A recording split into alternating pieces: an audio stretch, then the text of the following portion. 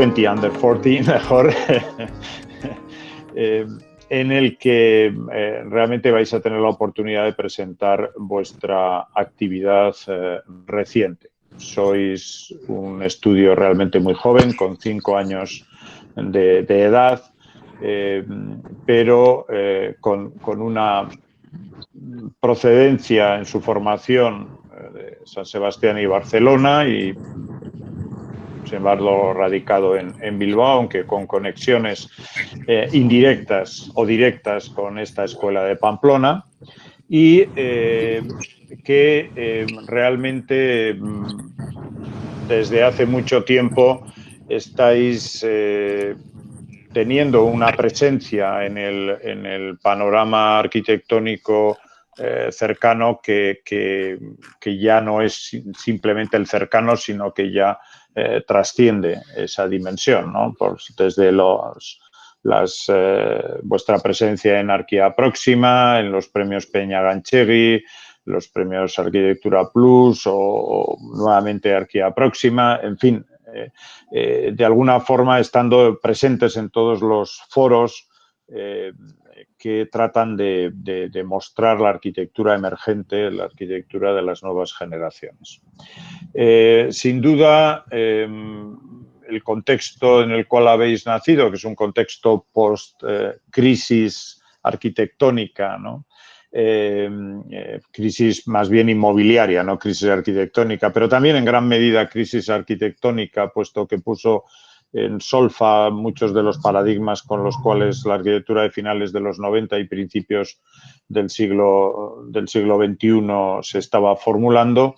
Yo creo que da a entender el modo abierto, yo diría desacomplejado, con el cual acometéis los proyectos, sobre todo teniendo lo que para mí es más importante y que creo que se verá reflejado en vuestra presentación, que es algo que caracteriza la buena arquitectura, que es saber entender la distinta escala de las distintas intervenciones donde uno debe manejarse. Que todos los proyectos tienen una determinada escala y aunque las ideas o los conceptos puedan transitar de una escala a otra, sin embargo, es la habilidad arquitectónica la que permite ajustarlo a esa distinta escala, que no es lo mismo trabajar en escala 1.50 que en escala 1.500 o escala 1.1000, aunque, como digo, las ideas, los conceptos, las formulaciones sí puedan, de un modo conceptual, trasvasarse de un mundo a otro. Pero yo suelo decir que las ideas propiamente arquitectónicas siempre nacen con dimensión y no todas las ideas pueden trasvasarse sin hacer ese cambio de escala, ¿no? que es tan importante. Bueno, sin más, creo que lo importante no es lo que yo diga, sino lo que vosotros presentéis y el debate que se pueda producir posteriormente. Y nada más, dando gracias a todos, a los 20 equipos participantes y a vosotros en particular, pues os cedo la palabra y os digo con todo cariño que esta escuela es vuestra escuela. Muchas gracias. Bueno, buenos días, Miguel Ángel, y buenos días a todos los que estáis ahí. Bueno, antes de nada, agradecerte a ti, Miguel Ángel, por la presentación y esas palabras. La verdad es que, según ibas comentando esto último, me ha hecho gracia porque muchas de las cosas que has comentado ahora son cosas que habíamos preparado para la presentación, precisamente para comentarlas, porque creo que es algo que nos está pasando, ¿no? Y que luego pues yo creo que veremos con los proyectos que vamos a enseñar. También, bueno, agradecer a la Escuela de Arquitectura de la Universidad de Navarra el haberse acordado de nosotros, ¿no? para este ciclo. Y en concreto a Víctor y a Mario porque bueno, el esfuerzo que supone organizar algo de este tipo y más si cabe con la situación que estamos viviendo, la verdad es que es de agradecer.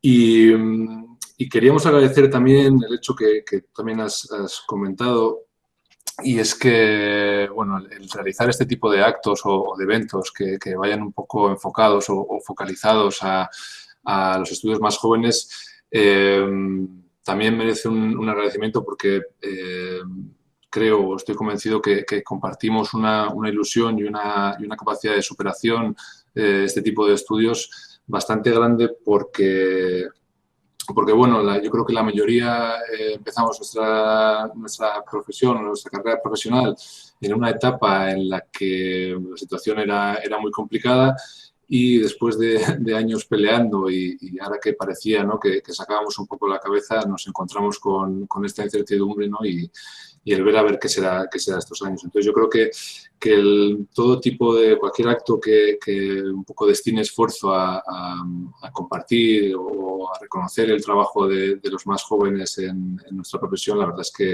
que creemos que es digno de agradecer, ¿no?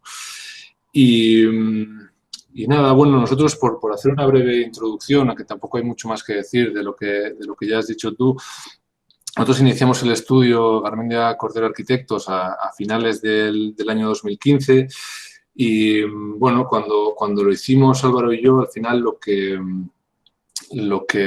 buscábamos, o voy a intentar, a ver si no... Esto también pido perdón de antemano, porque yo no soy muy ducho, perdón, a ver... Un segundo, voy a intentar compartir.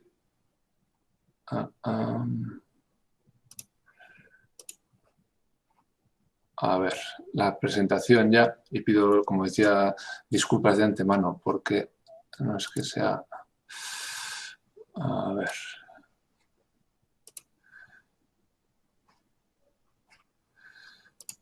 Un segundo.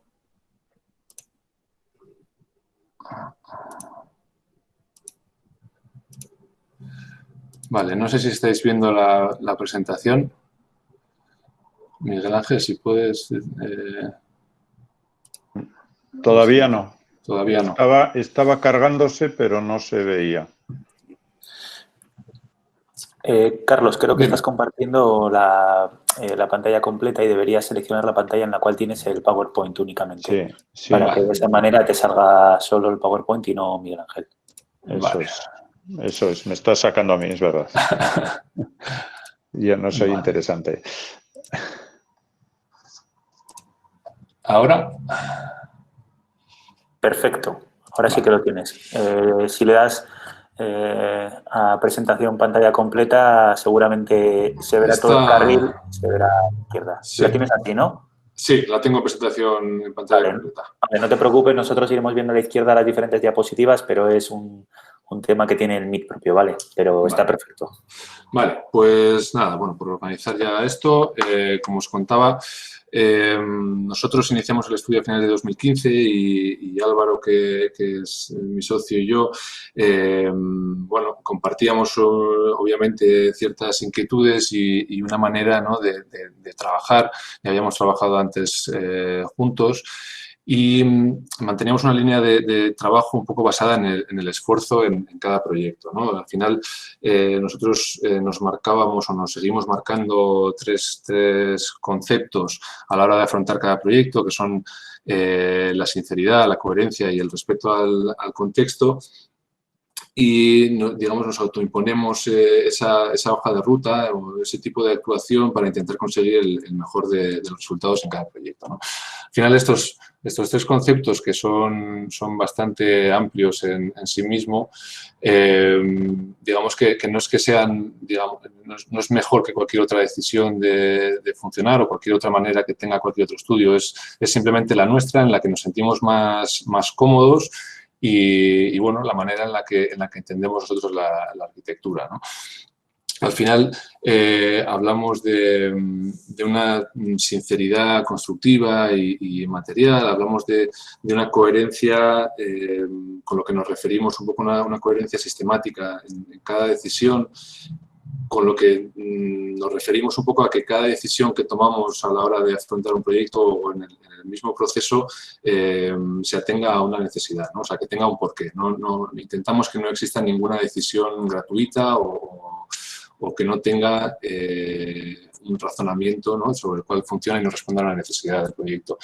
Y luego un respeto hacia el contexto, entendiendo el contexto en su globalidad. O sea, muchas veces cuando en arquitectura hablamos del contexto casi nos referimos a un contexto urbano o geográfico inmediato. Nosotros cuando lo hacemos nos referimos más a un conjunto de condicionantes que juegan en un proyecto, ¿no? con los que jugamos en un proyecto. Ya puede ser, como he dicho, pues, o geográfico, urbano, pero puede ser económico, social, todo lo que rodea a una obra y a un proyecto. Y para esta presentación hemos decidido que en vez de seguir contando un poco esta metodología solo con palabras, creo que iba a ser mucho más gráfico el presentarlo a través de 4 proyectos que hemos realizado para incidir un poco más y que se entienda, yo creo, mejor esta manera de trabajar y los resultados a los que nos lleva. Y hemos querido también, utilizando el nombre del ciclo, que era construir, pensar, habitar, llevarlo un poco al terreno que nos interesaba, invertir el orden y generar un guión sobre el que contaros estos 4 proyectos que empieza por pensar, de pensar pasamos a construir y de construir pasamos a habitar. Este último concepto de habitar, en los 3 primeros proyectos que veremos, incluso lo volvemos a cambiar y hablamos de rehabitar, que, bueno, si bien es un término que no existe en nuestra lengua, sí que lo utilizamos bastante porque nos parece bastante gráfico, ¿no? El rehabitar entendido como volver a habitar, ¿no? Es algo que yo creo que lleva ya muchos años muy presente en el mundo de la arquitectura, porque al final llevamos muchísimos años construyendo y nos toca en gran medida en nuestra profesión intervenir en edificaciones existentes y, por tanto, nos toca dar nueva vida a edificios cuyo uso original ya ha perdido el sentido, ¿no? Precisamente por esto, los 3 proyectos que os queremos enseñar,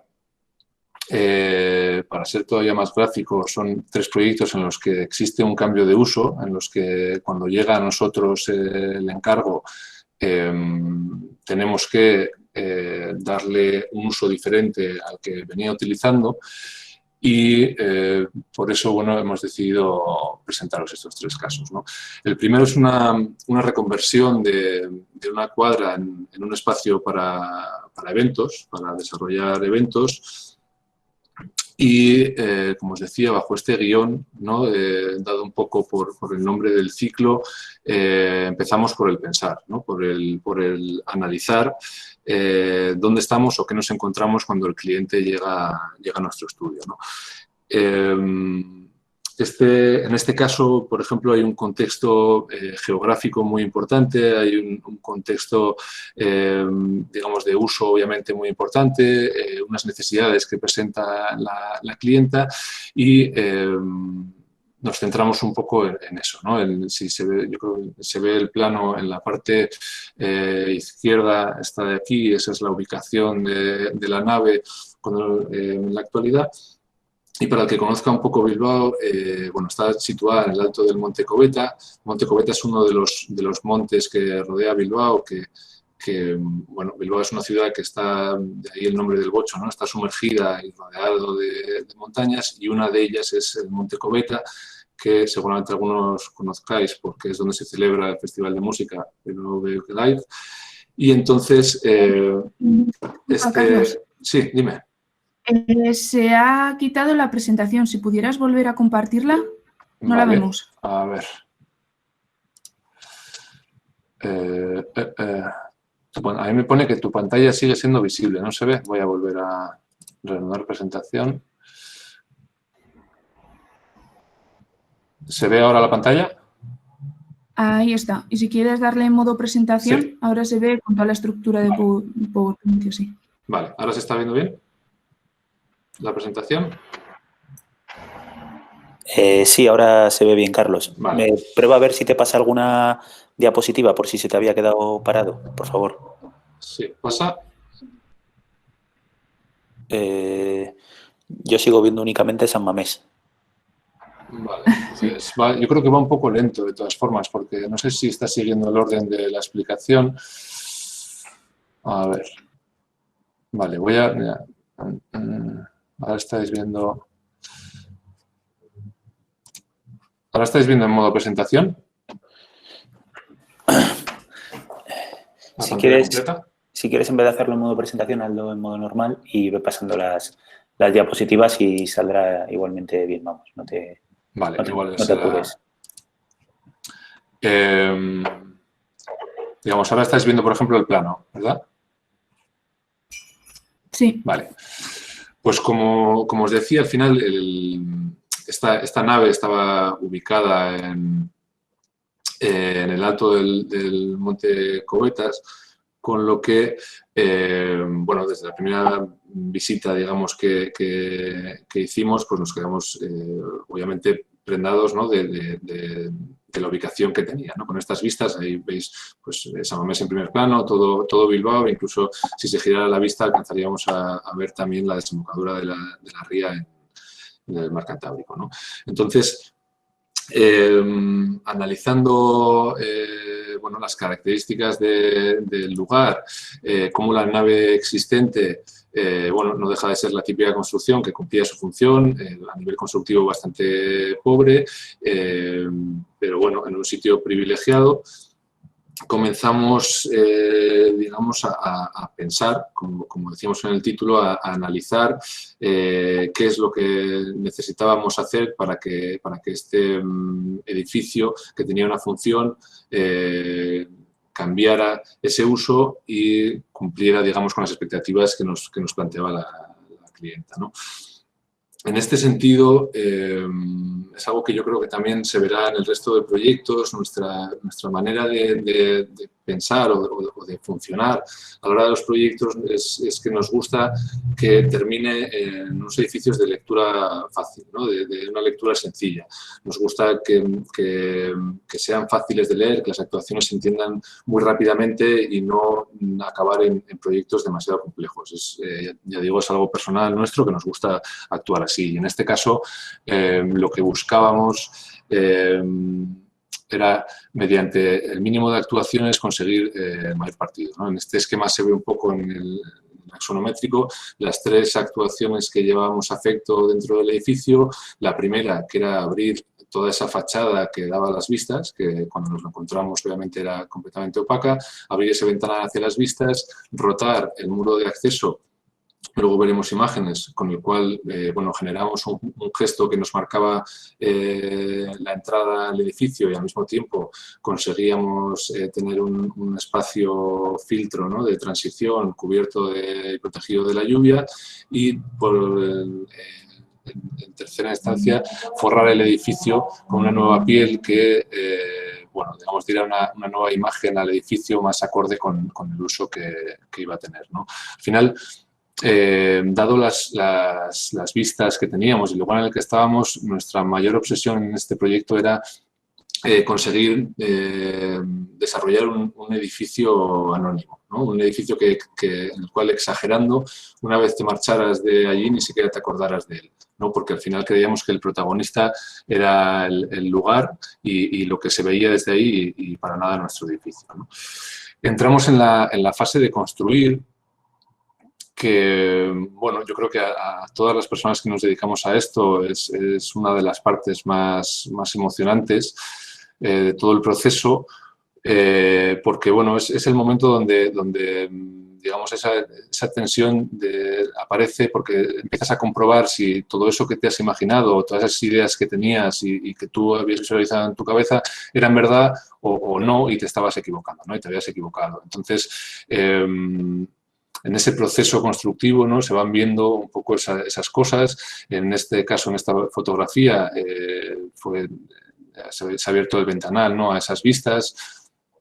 Y como, por ejemplo, ya con esta apertura, ¿no?, que al final ya veis que es algo tan sencillo como eliminar el bloque que existía, ya de repente el edificio se consiguió ser mucho más anónimo, ¿no? De hecho, incluso hasta nosotros en las visitas de obra nos costaba centrarnos en cómo iban las labores en sí de construcción del edificio, porque siempre acababas mirando a las vistas, ¿no? Este es el gesto del que hablaba, de la entrada al edificio, ¿no? Cómo se generaba ese primer marco, que aparte de como he comentado antes, guiar hacia la entrada, ganábamos otra cosa, y es que el propio edificio, cuando accedías a la parcela, ¿no? El propio edificio hacía no te dejaba ver esas vistas, ¿no? Entonces, con este gesto lo que hacíamos era enseñarlas brevemente, ¿no? Como para hacer un efecto de llamada, para que la persona se dirigiera hacia allí, ¿no? Y como esa primera imagen casi enmarcada, ¿no? Que tenemos de San Mamés ahí al fondo. Y ya una última parte, la de, como os decía antes, la de rehabilitar, ¿no? Ya con el edificio terminado.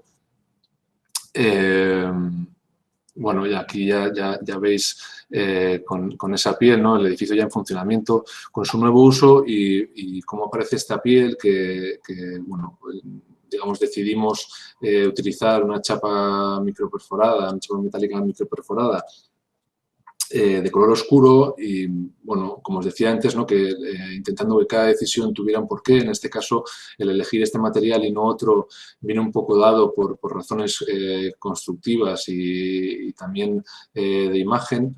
Constructivas porque, bueno, era un material que, digamos, de una manera controlada a nivel económico, podíamos adherir a la estructura existente y no teníamos que sobredimensionar la estructura que ya había.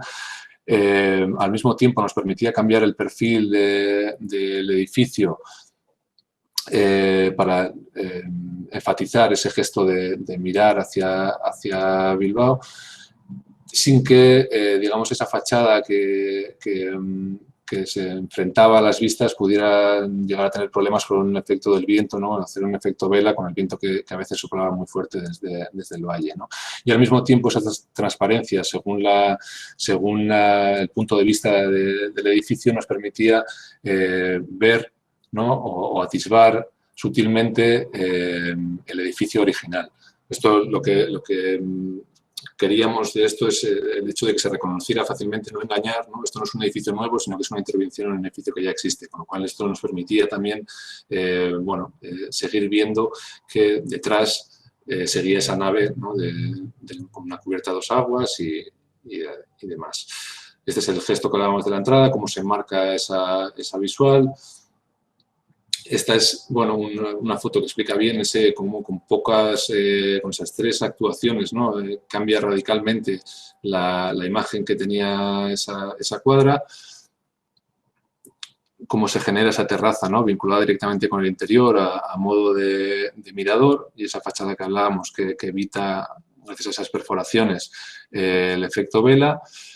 Un interior que va un poco en la misma línea, ¿no? de colores y materiales neutros que nos permitían, digamos, una adaptabilidad total a los eventos que se pudieran desarrollar dentro, y al mismo tiempo no se llevaba el protagonismo, ¿no? que queríamos que tuviera el exterior, y como incluso el pavimento interior es el mismo que el exterior, para que la posibilidad de que en verano, con buen tiempo, pues se abrieran todos estos ventanales y entender esto casi como una cubierta, ¿no? Un refugio en el que asomarse a Bilbao.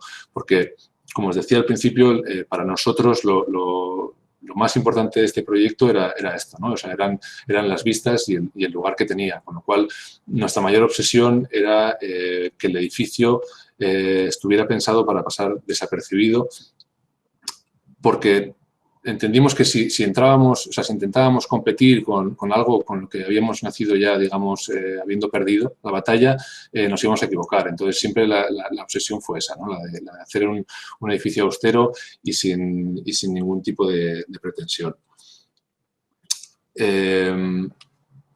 Supongo que si no me dice nada Mario, esto va todo bien, ¿no? Se ve todo bien. Bueno, yo sigo, y si no... Va perfecto, Carlos. Vale. Vale, pues en el segundo caso lo que queremos presentaros es una reconversión de unas oficinas en una vivienda, y volvemos un poco al mismo guión, ¿no? Al guión de empezando por pensar, por analizar todas las virtudes, carencias que nos encontrábamos en el proyecto, ¿no? Esto era un local en una planta primera, como os decía, destinado a oficinas dentro de un edificio residencial en el que el cliente quería destinarlo a vivienda, ¿no? Teníamos una distribución excesivamente compartimentada, pues porque además funcionaba con despachos independientes. Si no recuerdo mal, aquí había un fisioterapeuta, aquí había una escuela, un profesor de idiomas, un contable, bueno, una distribución que obviamente no encajaba para nada con la vivienda que queríamos realizar, ¿no? Y que además nos limitaba algo que entendimos desde el principio diferencial en este proyecto, ¿no? Y es que el local es este que está iluminado, que veis en la planta primera.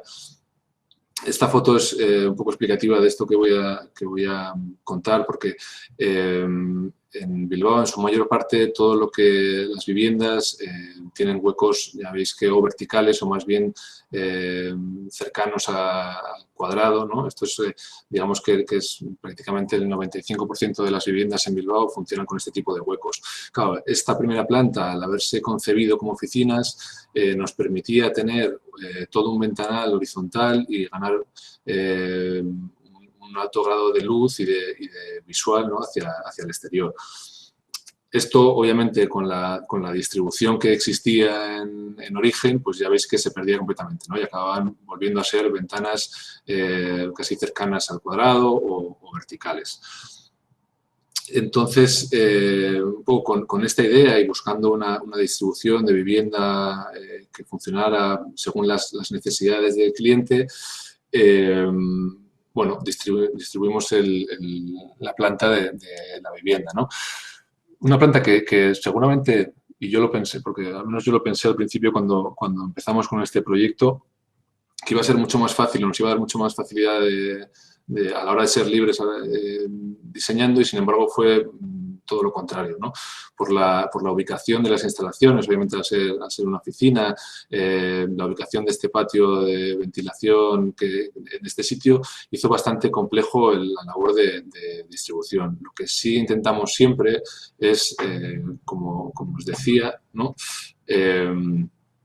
Mantener en lo máximo posible esa idea de horizontalidad del hueco. Luego veremos en las fotografías, ¿no? Cómo generar todo un espacio de estar, comedor, cocina, que aprovechara esa horizontalidad, que se viera desde el acceso y con ese espacio como rótula, ¿no? Ir generando el resto de habitáculos o de piezas necesarias para la vivienda.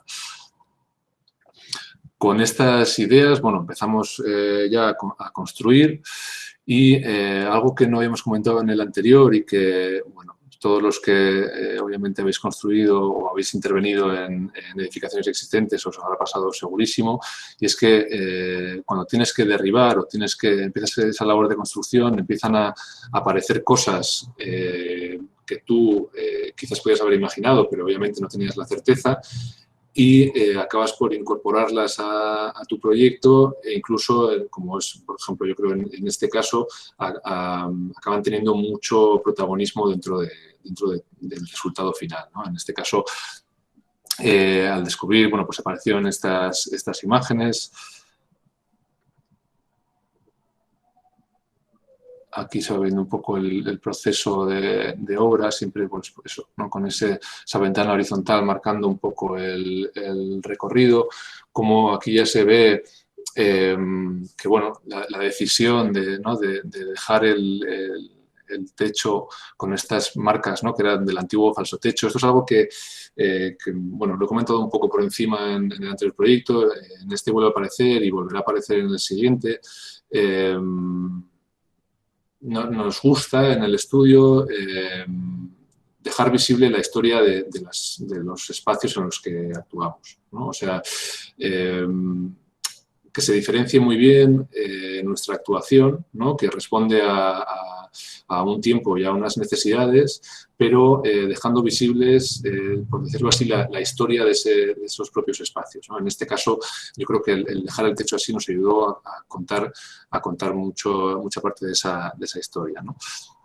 Este es el vestíbulo de entrada que os comentaba, ¿no? Que vuelve otra vez, igual que pasaba en el proyecto anterior, según entras, a enmarcar lo que nos interesa y generar ese espacio a modo casi de pantalla de televisión en la que se ve ya la totalidad del espacio, ¿no?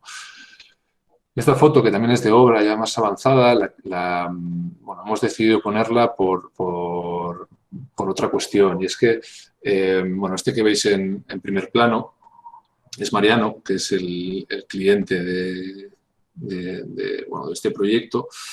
Y queríamos, aunque sea brevemente, sacar a colación el tema del cliente como concepto, ¿no? Porque yo no sé si ahora habrá cambiado, supongo que sí, la escuela, obviamente, pero mi experiencia personal, yo acabé la carrera sin que nadie me mencionara en ninguna de las asignaturas el concepto, o bueno, muy vagamente, ¿no?, el concepto de cliente, ¿no? O sea, hablábamos mucho de, como decía antes, ¿no?, de contexto, de condicionantes, de muchas cosas, pero no existía el concepto de cliente, ¿no? Claro, cuando empiezas a trabajar, y más como nosotros, ¿no?, que gran parte de nuestro trabajo es con cliente privado, te das cuenta de que el cliente es una pieza fundamental a la hora de proyectar. O sea, si no la más importante, una de las más importantes, ¿no? Y antes, cuando preparaba un poco esta presentación, me daba cuenta, ¿no?, de que, si bien no ha sido intencionado, seguramente no haya sido casualidad el hecho de que en estos proyectos que os estoy enseñando, la relación con el cliente ha sido distinta, ¿no? O sea, ha tenido un carácter personal muy fuerte y una vinculación muy grande con esas personas, ¿no? Tanto en el caso del espacio para eventos de Chekove, que la relación ha sido fantástica tanto con la clienta como su familia, que son unas personas fantásticas. En este caso, Mariano, que para nosotros y para mí en concreto siempre será un cliente muy especial, que, bueno, además tristemente falleció el año pasado. Pero para mí siempre será especial porque, bueno, llegó al estudio, yo tenía poco más de 30 años y él poco más de 70, y con esa diferencia de edad y todo,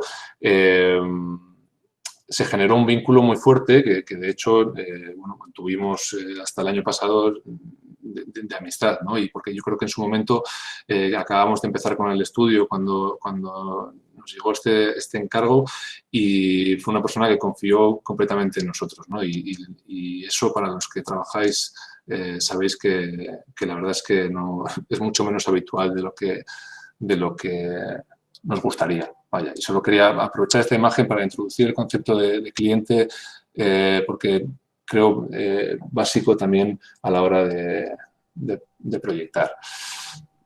Y tampoco quiero enrollarme mucho en cada proyecto, porque si no se nos va a alargar.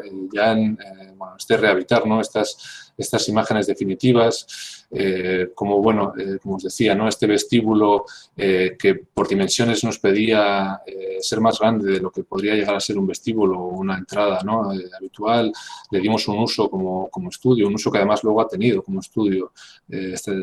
Justo la persona que vive aquí es arquitecto y trabaja ahí, ¿no?, en esta mesa del estudio, y cómo este espacio enmarca, ¿no?, y te explica muy bien todo el proyecto, toda esa historia de la estructura dejada tal cual, del techo picado y esa ventana horizontal a este espacio rótula, ¿no? Y bueno, ese contraste también que nos gusta y que también veremos en el siguiente proyecto entre lo que hacemos nosotros, por decirlo así, y lo que ya estaba, ¿no? Cómo buscamos a nivel material también utilizar la madera, utilizar esas cortinas textiles, esos tonos neutros para, digamos, suavizar ese impacto, ¿no?, de ese hormigón o de esas marcas en el techo, y al final yo creo que acabar generando unos espacios que creemos con carácter, pero al mismo tiempo acogedores, ¿no?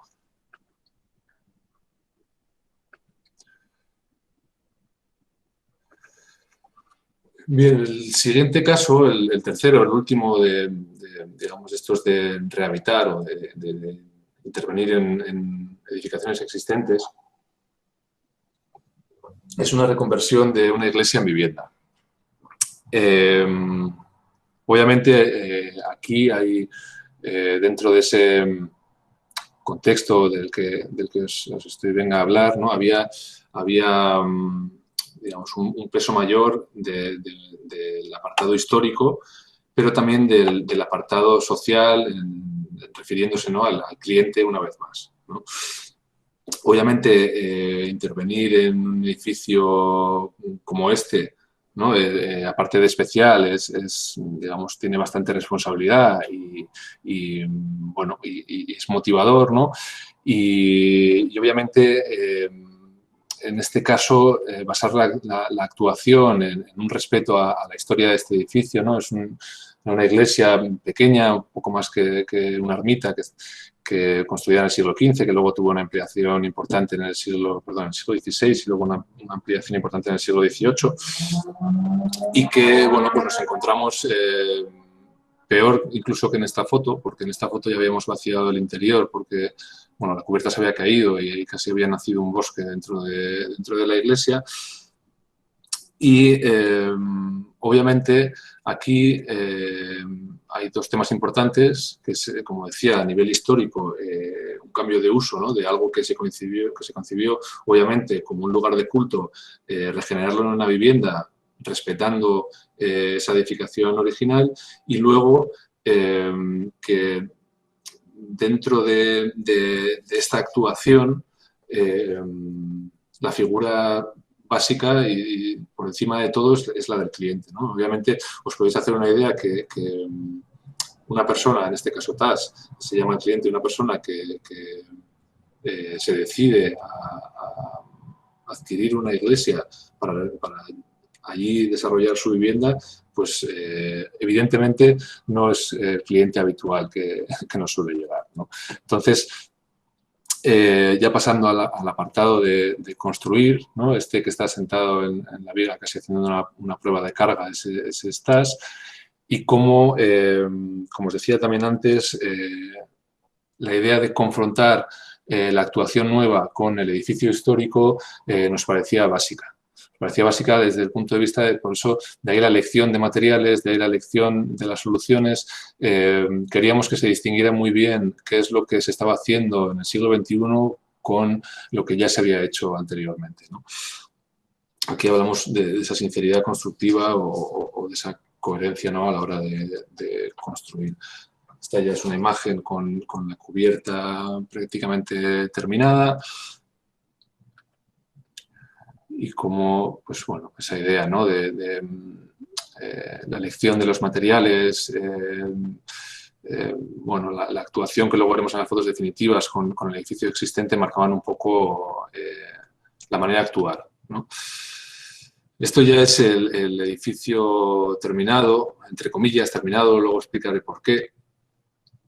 Porque, bueno, ya esta es la puerta, obviamente la puerta de acceso, y ya veis un poco la intención de dejar claro desde fuera que o sea, lo que estaba ocurriendo ahora ya en esa iglesia ya no era para lo que había nacido, ¿no? O sea, esa no es una puerta de iglesia, es una puerta de otra cosa, y dejarlo claro desde fuera para nosotros era importante.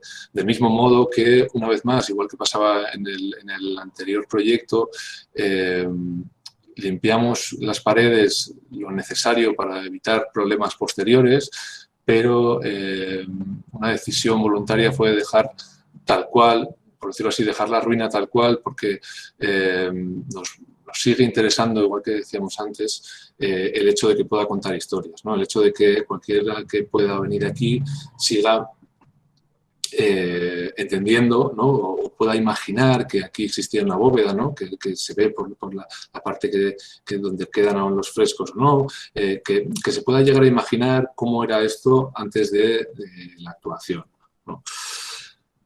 Luego, obviamente, como ya os apuntaba antes, aquí hay digamos, esta actuación es directamente consecuencia de una manera de vivir que tiene la persona que vive ahí. En este caso, nos gusta explicar este proyecto como una actuación casi de prólogo, ¿no?, en un libro, ¿no? Nosotros lo que hacemos es, TAS acude a nosotros cuando nos necesita, para lo que nos necesita, y nosotros lo que hacemos es empezar algo que luego él va creando y generando día a día. Al final, bueno, de hecho, digamos, él es un fiel amante de esto de háztelo tú mismo.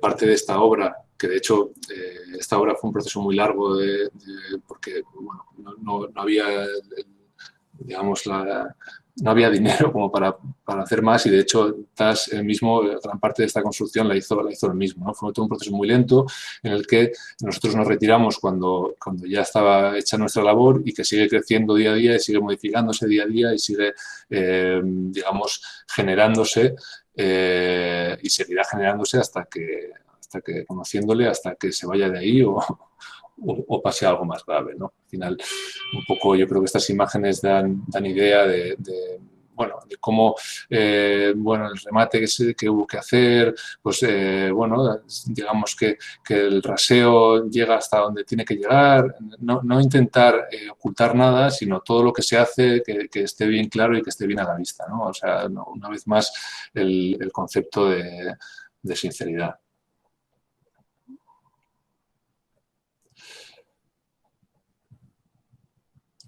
Más imágenes y no sé cómo vamos de tiempo, yo creo que más o menos bien. Para hablar del último proyecto, que bueno, es un proyecto que obviamente, y para cualquiera que conozca este proyecto o ahora después de verlo, entenderéis que para nosotros fue un reto enorme. Y lo que le decía a Miguel Ángel al principio es curioso porque, bueno, todo lo que ha explicado es un poco así, ¿no? O sea, nuestro reto, nuestros miedos con este proyecto fue el conseguir hacer este salto de escala, ¿no? Este cambio de escala, porque nosotros, si bien hemos hecho proyectos más grandes que los tres que hemos visto, nosotros estamos acostumbrados a una escala pequeña, y esto supuso un cambio muy grande, y para nosotros un reto porque era un poco el intentar conseguir o certificar, ¿no? O cerciorarnos de que esta metodología que utilizamos éramos capaces de aplicarla también a una escala tan grande, ¿no? Entonces el Instituto Politécnico de Salesianos Pamplona, en Sarriguren, es un proyecto que, de hecho, todavía ni siquiera tenemos todo el reportaje fotográfico que está, de hecho, haciendo exhaustivamente el pobre Pedro Pejenaute, que le estamos volviendo loco.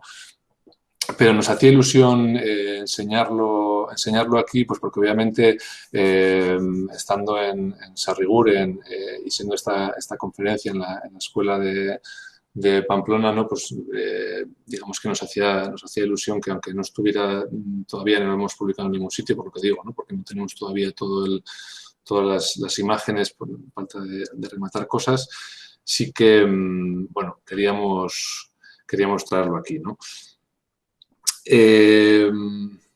Volvemos al mismo guión, ¿no? Al de pensar, al de analizar.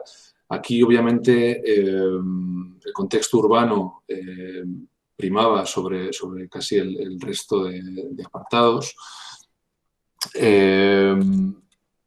Entendíamos, bueno, supongo que voy a explicar un poco la ubicación, aunque seguramente la mayoría la conozcáis. Este plano que vemos aquí es el plano de Sarriguren, justo al lado de Pamplona.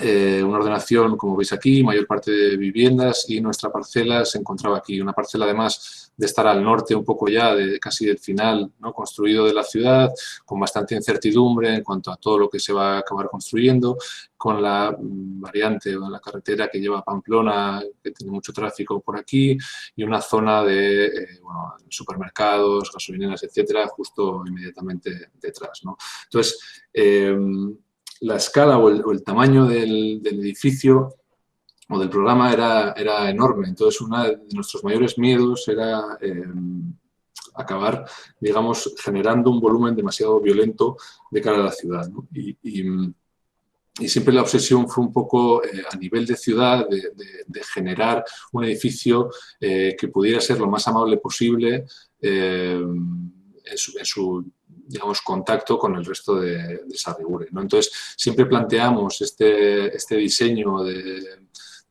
proyecto desde dos perspectivas, ¿no? Una desde fuera, como comentaba, ¿no? Pensando en ciudad, pensando en cómo aportar a esas ciudades a Arriguren, y por otro desde dentro para conseguir solucionar, digamos, un programa bastante complejo, porque, bueno, supongo que salesianos lo conocéis la mayoría, pero al final no es tanto digamos, un colegio al uso, sino que, bueno, tiene secundaria, bachiller, pero tiene una parte importante de formación profesional, con lo cual eso implica talleres, una parte importante de administración, de residencia de los propios salesianos, iglesia y zona deportiva, ¿no? Entonces era un programa bastante complejo. Esto es, digamos, una de las plantas que me va a servir un poco para explicar el porqué de esta distribución. Como os comentaba, ¿no? Esta zona norte, aquí ya casi está el final de Sarriguren, por aquí nos viene la carretera, aquí está el Mercadona, una gasolinera y aparte todo el viento que nos viene desde Montezcaba, etcétera, del norte, ¿no? Azotando toda la parcela. Por eso decidimos colocar esta gran pastilla, que es el edificio más alto de todo el complejo, en esta dirección, parando un poco ese ruido del tráfico rodado, ese viento proveniente del norte. Aquí está la zona de polideportivo y frontón, y cómo luego los edificios giraban para intentar alcanzar la ciudad de una manera mucho más suave y amable que este edificio, ¿no? Como iban alcanzando según su programa y sus necesidades, lo veremos, ¿no? Tanto en altura como en longitud, bueno, diferentes escalas, y fue siempre un trabajo en planta y en sección, ¿no? En planta y en alzado. O sea, precisamente con esa obsesión, ¿no? de que resultara un complejo adaptado a la escala de la ciudad, ¿no? Este alzado de aquí arriba que vemos es ese alzado que os decía, que al final hace un poco de muro que nos para ese viento del norte, mientras que el alzado sur, pues bueno, esos volúmenes que van cambiando de altura, ¿no? y de profundidad para llegar más amablemente a la parte de la ciudad. Este es el volumen de acceso que luego veremos con fotografías y llegamos a la parte de construir, que os podéis imaginar que, si os decía al principio, ¿no? que esa tensión que existe siempre en la fase de construir, ¿no? de poder de comprobar in situ si eso que tú habías imaginado de verdad funciona o no, o te has equivocado, ¿no?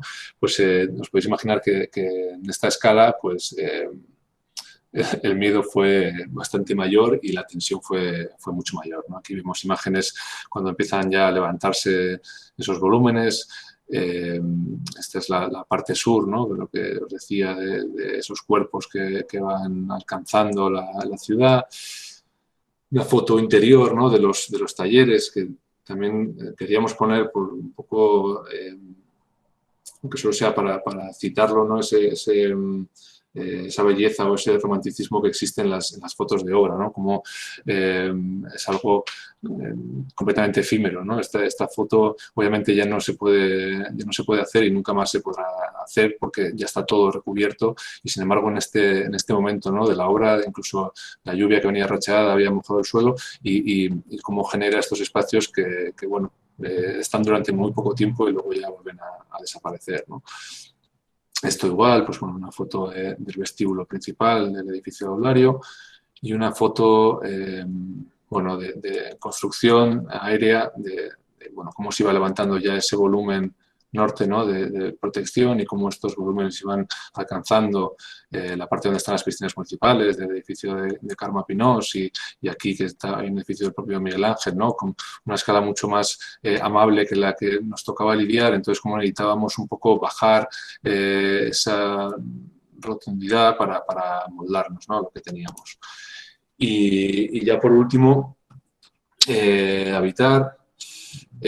Bueno, con el edificio, como os digo, prácticamente terminado, a falta de remates y bueno, como ese exterior, ¿no? Esta es la fachada de acceso al complejo, como colocábamos la iglesia en la parte sureste de la parcela, casi a modo de cartel anunciador, ¿no? que da la bienvenida a todo aquel que llega a Sarreguren, y un volumen horizontal nos acompaña, ¿no?, hasta el acceso que está ahí al fondo, ¿no?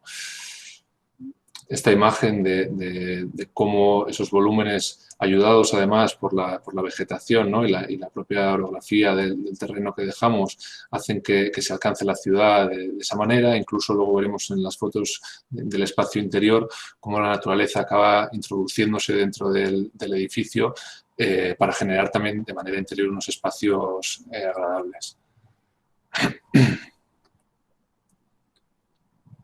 Esta es la fachada oeste, digamos, que limita, ¿no? Este es el final, por decirlo así, de la zona educativa. A partir de aquí empieza la zona deportiva. Y ya una vez dentro, ¿no?, como si antes hablábamos, ¿no?, de la preocupación por ese contacto con la ciudad o por esa escala, como dentro el mecanismo fue trabajar a través del vacío, ¿no? Como ese vacío que se genera nos organizaba el resto de elementos y se convertía en el punto más importante del proyecto, ¿no? Con este anfiteatro que nos ayudaba a salvar el desnivel existente en la pendiente y al mismo tiempo nos generaba un espacio, yo creo que vital y el más importante de todo el centro, para, ya sea de relación de los propios alumnos, como de presentación, como de multitud de funciones que estamos convencidos de que va a funcionar o que se va a convertir, al menos en los meses agradables, en el centro neurálgico, ¿no?, de todo el proceso. Es como anécdota, claro, nosotros que somos arquitectos estamos muy acostumbrados a hablar del vacío y a nadie le parecerá os parecerá hasta como poco original, ¿no?, hablar de que esto se ha compuesto a través del vacío, pero imaginaos, porque pasó en medio de la obra. Esta obra fue muy complicada porque teníamos muy poco tiempo para ejecutarla, entonces ha sido como, digamos, muy estresante todo el proceso, y en un momento de la obra estábamos paseando, haciendo una visita con la jefa de obra, y le empecé a explicar cómo la parte más importante del proyecto era esto que no estaba construido. No me dio con el casco en la cabeza, pues por el cantón duro, ¿no? Porque dices, se está dejando los cuernos por construir semejante volumen de edificación para que venga el listo del arquitecto a contarle que lo que no está haciendo es lo más importante, ¿no? Como anécdota. Y ya, para terminar, unas fotos de algunas partes interiores, un poco también para intentar bueno, autoconvencernos, ¿no?, de que ese nivel de detalle que nos gusta alcanzar en la escala pequeña, ¿no?, también éramos capaces de hacerlo en esta escala que os podéis fiar de mí, es completamente diferente y complicadísimo. Si ya es muy difícil alcanzar el nivel de detalle grande en la escala pequeña, en esta escala se sufre muchísimo, pero bueno, como siempre intentando generar espacios amables y bien dimensionados, ¿no? Esta es la escalera del vestíbulo principal. Esta es una foto del taller de carpintería, que es el que antes os había enseñado, la foto de obra, ¿no? Como ya no existe esa imagen que teníamos.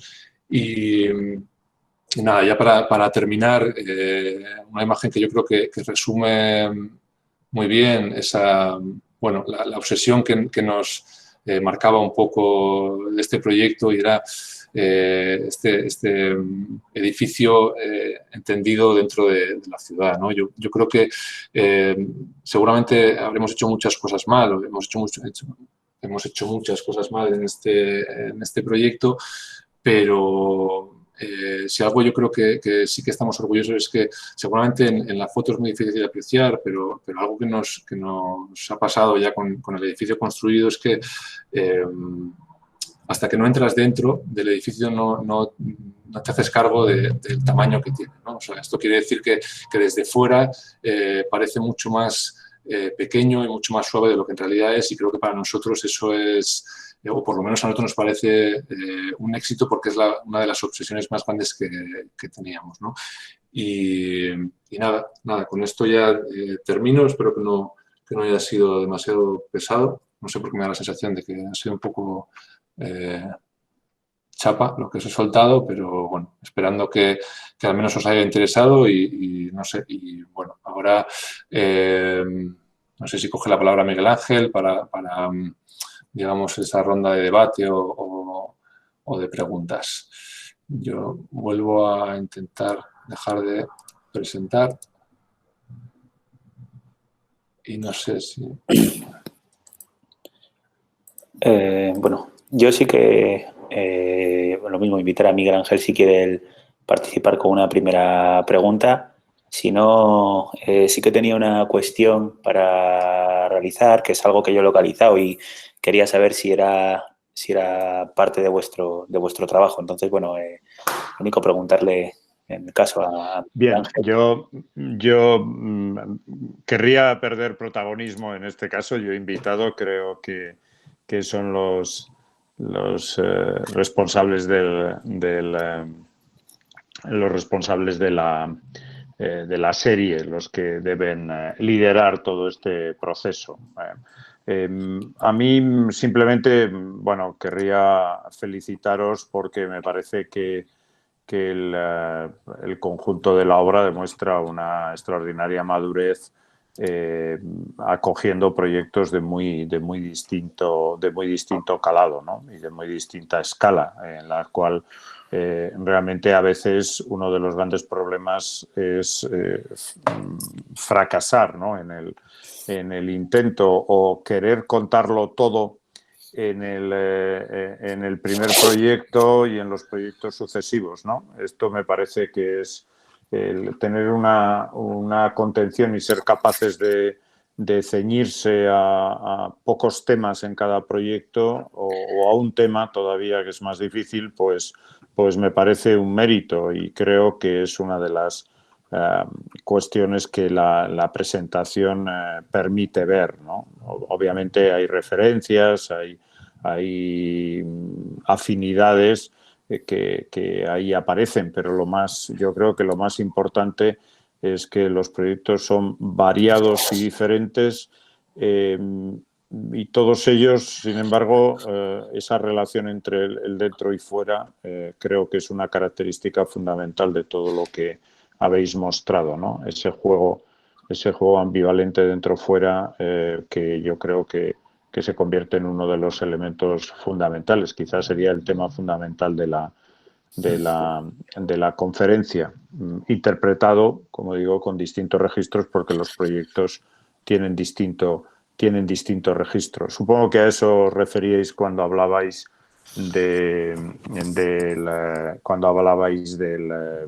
de coherencia, ¿no?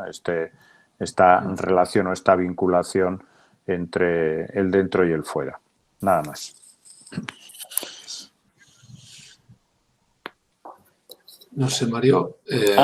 Sí, bueno, lo primero, muchísimas gracias por haber compartido el trabajo, el cual encuentro exquisito y de una, como recalcando las palabras de Miguel Ángel, con una madurez excelente, ¿no? Que es propia, pues yo creo que de estos años y de, como habéis comentado, del trabajo previo que habéis hecho compartido en otros lugares, que se nota que todos los proyectos pues tienen una misma atmósfera y como una misma línea de pensamiento. Dentro de esto hay algo que quería preguntar, como dentro de los entresijos del pensamiento, ¿no? Yo he visto que los 4 proyectos tratan sobre una misma cosa, en cierto sentido, que me han parecido todos ellos en su justa medida como trabajos de arqueología, como un pequeño palimpsesto, podríamos decir, ¿no? En los cuales, tomando diferentes capas de todo, las diferentes capas que existen en la propia arquitectura de cada lugar, pues conseguís construir el proyecto. Entonces, quería saber si esta idea de palimpsesto constructivo que une un habitar pasado, ¿no? Como en el caso de la iglesia, con un habitar actual, ¿no? Que será el que ocurrirá, y con el habitar futuro que pueda pasar, si es algo, esta idea de palimpsesto de capas y de trabajo tejido, es algo que está implícito en vuestra propia manera de pensar la arquitectura y de ver de trabajar en el estudio. Sí, a ver, yo creo que bueno, yo creo que es algo que se ve reflejado y que nosotros fomentamos por lo que intentaba explicar, ¿no? O sea, nosotros cuando intervienes en algo que ya existe, eso que ya existe, ya puede ser un terreno, ¿eh? O sea, al final podría pasar igualmente con el proyecto de Sarreguren, ¿no? Eso que estás tocando tiene una historia, ¿no? O sea, y el hecho de que tú no la quieras esconder. En Bilbao, Miguel Ángel lo sabrá bien, ha pasado algo con lo que yo no estoy de acuerdo, que es, en cierto modo, rechazar la ruina moderna, ¿no? O sea, parecer que tenemos que ocultar un pasado que para algunos fue peor o avergonzarnos de algo, ¿no? Cuando nosotros actuamos en algo que ya existe, lo que buscamos precisamente es entender qué valor tiene, entender qué historia ha pasado y tratar de no ocultarla. Eso pasa con la iglesia, que igual es más obvio, ¿no? Porque dices, bueno, es una iglesia, es un tipo de construcción anterior, pero también pasa con la vivienda, incluso con la nave industrial, ¿no? Reconvertida en espacio para eventos. Creo que parte de un respeto por donde intervenimos, ¿no? O sea, no llegar y avasallarlo todo y hemos venido aquí a hacer lo nuestro, ¿no? Sino entender qué es lo que hay y actuar en consecuencia. Y eso muchas veces, otras veces no, pero muchas veces nos lleva a que esa preexistencia adquiera un peso brutal en el proyecto, ¿no? Y yo creo que no se escapa del concepto de respetar lo que ya hay, lo que otro hizo antes y la historia que ha tenido ese lugar, ¿no? Gracias. Sí. Hola, buenas. Hola, Carlos. ¿Qué tal? Muchas gracias por tu presentación y por enseñarnos de una manera tan clara vuestro magnífico trabajo, ¿no?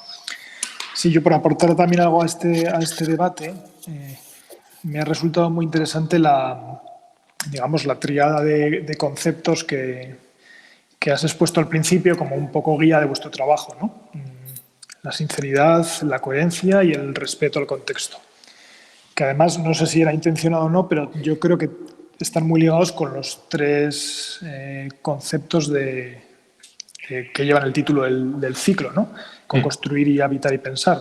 Porque obviamente sinceridad tiene que ver con el construir, la coherencia tiene que ver con el pensar, el modo de hacer el proyecto, y el respeto al contexto o la relación al contexto seguro que tiene que ver con el habitar, ¿no? En la medida que el arquitecto establece una relación con el contexto, pues el habitante disfruta o vive de ese contexto. Entonces, quizá dentro de ese juego de tres conceptos, a mí me parece que en vuestro caso es muy, muy potente la relación entre construir y sinceridad, ¿no? O por lo menos en los proyectos que has enseñado y en tus palabras, eso lo he visto muy, muy reforzado. E incluso tu gusto por enseñar esas fotos de obra, ¿no? Donde se ve el proceso de la construcción o los materiales al desnudo, ¿no? En la casa de Mariano que has enseñado, ¿no? Como esos hormigones aparecen ahí. Entonces, quizá, no sé si igual echa un pelín en falta que hablaras un poco más de la condición material o de la relación entre materiales en el colegio, porque siendo una obra nueva, no una rehabilitación, también me ha parecido que tiene esa fuerza, ¿no? La presencia del hormigón armado, el ladrillo, incluso el cierre metálico, esa combinación de materiales. Entonces, no lo sé si igual puedes indagar un poco más en eso, o por lo menos en los procesos que os llevan el estudio a trabajar o elegir esos materiales, pruebas, no lo sé, ¿cómo trabajáis esta cuestión? Sí, pues a ver, sí que es verdad que no lo he comentado al colegio porque la verdad es que entre que es un proyecto que tenemos, por decirlo así, tan cercano y que tan grande y tan complejo, ¿no? Pues tenía que elegir un poco qué explicar porque si no podríamos haber pasado aquí 2 horas. Pero sí que es verdad que obviamente, igual que en todos los proyectos, a nivel material, bueno, hay unas decisiones conscientes y obviamente buscadas que van en la misma línea de toda esa idea de proyecto, ¿no? O sea, al final, y vuelto otra vez a esa idea de intentar simplificar todo, ¿no? Porque es la manera que tenemos de entender nosotros. Yo creo que explica muy bien en un momento determinado de la obra, al poco de empezar, una discusión, una de las que hubo con la jefa de obra, le dije, mira, en este proyecto, o sea, en esta obra hay 5 materiales. Me gustaría tener una muestra a escala real de esos 5 materiales. Porque, claro, dices, tú te la juegas digamos, a que sea una lectura tan clara en la que tienes muy pocos materiales y, por un lado, eso te simplifica un carácter global, pero, por otro lado, te la estás jugando mucho, por decirlo así, ¿no? O sea, te la juegas a una carta. Mira, esto tiene que ser así, ¿no? Y obviamente, en este caso, bueno, ya ves que hay una presencia del hormigón, hay ladrillo, está el vidrio de las carpinterías y aparece el dorado, ¿no? de la chapa microperforada una vez más. Esto buscaba un poco el mismo esquema, ¿no? Que comentaba buscando esos mismos objetivos de la escala. La escala del edificio nos importaba mucho y, por ejemplo, el utilizar la chapa nos permitía perder, en cierto modo, esa escala de ventana de aulario o de ventana de las habitaciones de los dormitorios de los salesianos, con lo cual permitía un poco ayudar a esa manera de entender el edificio como más pequeño de lo que es. Esos remates, si os habéis fijado, todos los remates de esos testeros que son los que alcanzan la ciudad, son hormigón blanco, que, bueno, a pesar de que el hormigón sea un material muy duro, acaba convirtiéndose en más amable, ¿no? que si hubiera sido, yo creo, de ladrillo, y como igualmente, buscando romper esa escala a través de sus volúmenes, se cambia de material con ese propio ladrillo para que pierda contundencia. O sea, toda esta selección de materiales es lo que os explicaba al principio, ¿no? Esa manera de pensar, ¿no? de decidir qué es lo que queremos y con esa idea de queremos esto, esto y esto. A veces es una cosa, a veces son 3, a veces son 5. Y con esto que queremos vamos a responder siempre a esto, ¿no? Porque en el momento en el que tú pierdes ese hilo, te arriesgas a que el proyecto acabe sin entenderse o acabe saliendo mal, ¿no? O sea, y al final dices, hay infinidad de ideas buenas, ¿no? A la hora de afrontar un proyecto. La cuestión es que si es buena, luego también la ejecutes, ¿no? O sea, la ejecutes en base a eso, porque si no corres el riesgo de perder el norte y que al final el proyecto no se entienda y no funcione. Vale, muy bien. Muchas gracias. Estaba viendo que además también tenemos muchas preguntas por escrito, ¿no? Entonces, no lo sé, quizá podemos leer alguna. Comienza tú mismo, si quieres, Víctor, leyendo alguna. Bien, pues venga, leo la primera, de Quique Hinarejos. Bueno, hola, primero que nada agradecer a la universidad esta iniciativa y a vosotros por esta presentación tan interesante. Me gustaría preguntar cuánto tiempo se tardaron en desarrollar el proyecto y ejecuciones de los proyectos de rehabilitación y qué consejos daríais a la hora de afrontar una rehabilitación. A ver, tiempos. Tiempos, y esto es una respuesta que creo que todos compartiréis y que vale para estos proyectos y para todos. Tiempo de proyecto mucho menos del que nos gustaría a todos y el que debería ser. En el caso de, no sé, por hablar de los proyectos de rehabilitación, en el caso de, por ejemplo, de Chekove, ¿no? Del espacio para eventos, era un negocio. O sea, la clienta necesitaba ese negocio para poder comer, ¿no? Entonces, obviamente, cuando a ti te llega un cliente, es muy difícil hablarle directamente de los tiempos que deberían ser, porque los tiempos que deberían ser para hacer las cosas bien son irreales, ¿no? No van acorde con la sociedad en la que vivimos. Entonces, muy poco tiempo, no recuerdo si fueron el de Chekove, no recuerdo, rondaría los 2 meses o algo así. Las viviendas, la iglesia fue un proyecto que cambió mucho, o sea, digamos, todo inició como, o sea, se hizo un proyecto, no había dinero para ese proyecto, se cambió el proyecto y luego lo que sí ha sido un proceso muy largo de construcción. De hecho, desde que TAS llamó hasta que se fue a vivir ahí fueron 3 años. En general, de esos 3 años, procesos previos también de temas administrativos y de obra fueron los que más se fueron, digamos, que se llevaron parte de ese tiempo, ¿no? Más que en sí el proyecto, que habría sido casi hasta mejor. Pero bueno, y la vivienda, pues ya hace unos cuantos años no recuerdo, pero bueno, me invento y hablo de esto, el proyecto seguramente acabaría siendo en 1 mes, y la obra, si no recuerdo mal, fueron del orden de 5 o 6 meses. No sé si... Paso a leer una segunda pregunta. Vamos a leer una pregunta que es un poco más larga, ¿no? Que creo que es un poco más potente, que es la pregunta de Carlos Pereda, que dice: enhorabuena a la escuela por esta estupenda iniciativa. Visibilizar a la gente más joven con el talento es imprescindible en cualquier foro, pero más en una universidad. Muchísimas gracias, Carlos, por esto, porque es una de las principales ideas, desde luego, del ciclo. Y bueno, la pregunta ya va, es: don Carlos, el último proyecto, además de la experiencia de enfrentarse a una obra más grande y todo lo que conlleva a todos los niveles, ¿qué aprendizaje has encontrado en lo puramente proyectual diferente al de los primeros de menor escala? Y por otro lado, ¿crees que tras este último proyecto y la experiencia de construir un edificio de este tamaño os cambiará a la hora de enfrentarlos al papel en blanco en próximos trabajos? Un abrazo, Carlos. A ver, pues bueno, un saludo a Carlos y... A ver, contestando, voy a intentar contestar, digamos, no enrollarme demasiado porque podríamos estar aquí. ¿Qué aprendizaje he encontrado en lo puramente proyectual? Claro, todo el proceso, tanto a nivel proyectual como a nivel de obra, ha sido un cambio muy importante, ¿no? O sea, para empezar...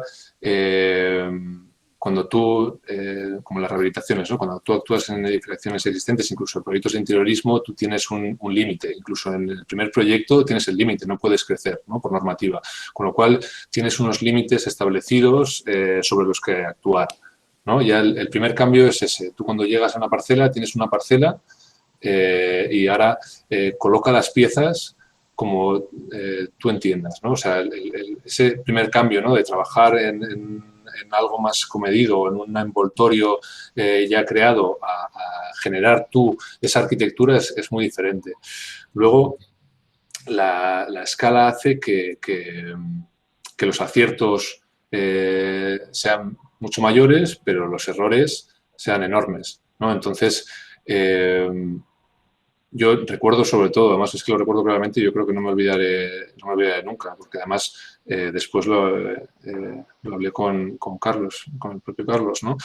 Cuando empezamos la obra, esa sensación, ¿no? de que se empezaba a levantar ese volumen era una sensación, joder, o sea, como la primera vez que levantas un tabique que tú has dibujado, ¿no? De, ostras, esto se está levantando porque yo lo he dibujado, hostia, qué guay, ¿no? Pero claro, por otro lado, de repente ves que tus decisiones son muy grandes. Entonces, un error estropea todo el proyecto, ¿no? Por decirlo de manera como muy simple y muy tonta, que no es cierta, pero nos sirve para responder. Cuando tú en la vivienda de Mariano, por ejemplo, te equivocas en el color, o sea, este color no tenía que haber sido, te estás equivocando en 3 metros cuadrados y casi lo puedes coger tú la brocha y pintarlo tú, ¿no? Cuando te equivocas en la elección del material en un proyecto como el colegio, ya está. O sea, no, ya está, ¿no? Ya está liada. Entonces, claro, esa responsabilidad genera mayor satisfacción, pero mucho más estrés o mucho más, digamos, intensidad a la hora de vivirla. Yo creo que el concepto de intensidad y de estrés van muy vinculados con la escala, ¿no? Y la siguiente pregunta, ¿crees que tras este último proyecto y la experiencia de construir un edificio de este tamaño os cambiará la hora de enfrentarse al papel en blanco en los próximos trabajos? Quiero pensar que no. O sea, quiero pensar que no. A ver, me explico. Quiero pensar que obviamente de cada obra aprendes muchísimo. De esta, con ese tamaño, obviamente, bastante más, ¿no? Pero que al final la manera de enfrentarte al papel en blanco va evolucionando, ¿no? O sea, claro que cambia de un proyecto a otro, cambia porque cambias de edad, tienes otra experiencia, tienes otro bagaje y va cambiando. Pero creo que más allá de ese cambio progresivo que vas teniendo a lo largo de tu carrera profesional, no supone, o quiero pensar que no suponga, ¿no? O sea, quiero que todo lo aprendido siga ocurriendo en el resto de proyectos que vengan en el futuro.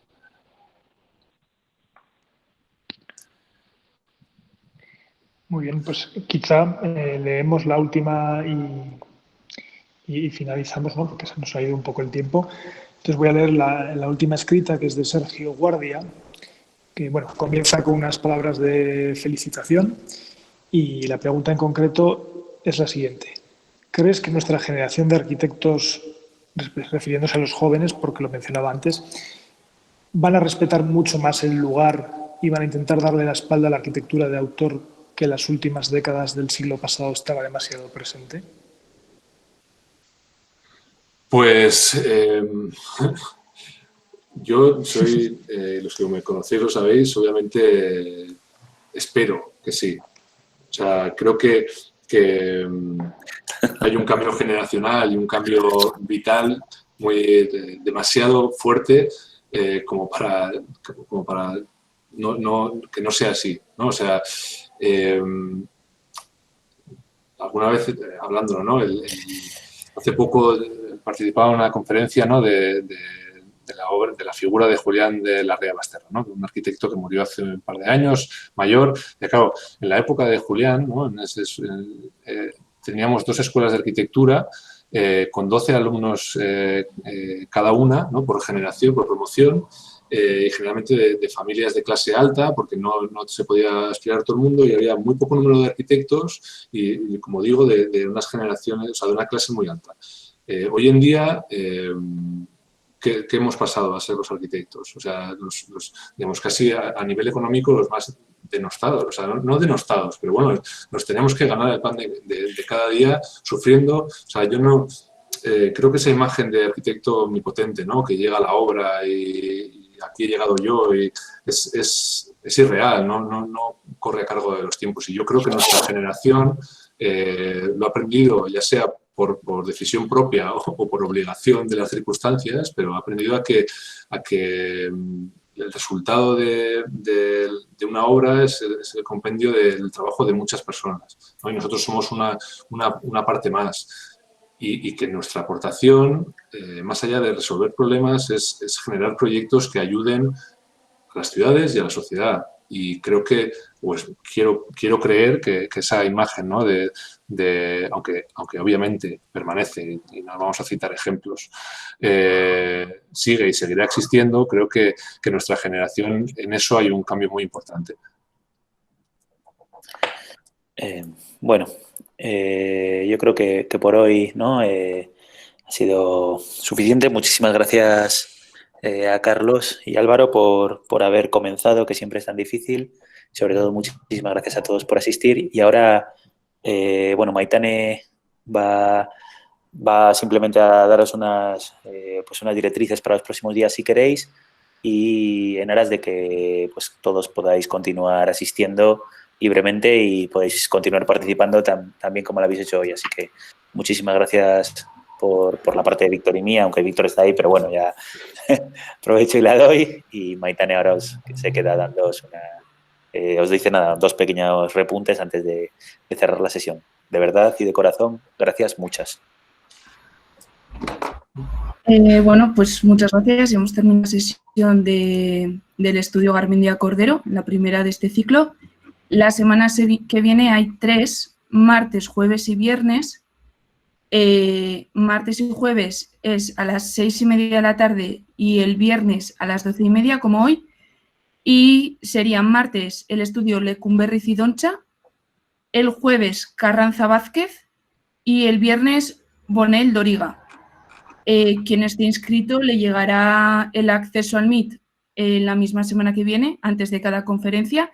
Quien no, que se inscriba, y si hay dudas, que pueden escribir a etsa@unaf.es para cualquier duda. Muchas gracias a todos por participar.